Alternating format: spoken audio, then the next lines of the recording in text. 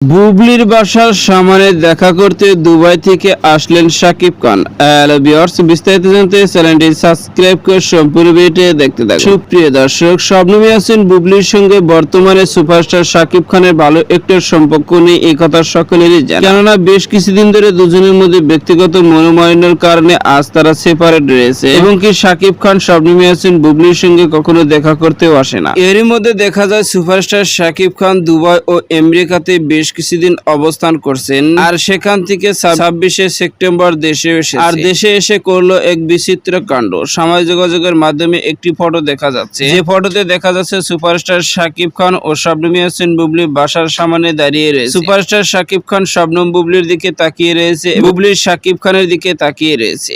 আর এই ফটোটি বর্তমানে সোশ্যাল মিডিয়ায় ভাইরাল। আর তারপর থেকে ভক্তদের মন্তব্য শুরু হয়েছে। মন্তব্য রয়েছে, বুবলির বাসার সামনে তাহলে দেখা করতে দুবাই থেকে আসলেন শাকিব খান, এমন সব একাধিক মন্তব্য শোনা যাচ্ছে সোশ্যাল মিডিয়ায়। তো সুপ্রিয় দর্শক, ভিডিওটি আপনার কাছে ভালো লাগলে একটা লাইক দিন।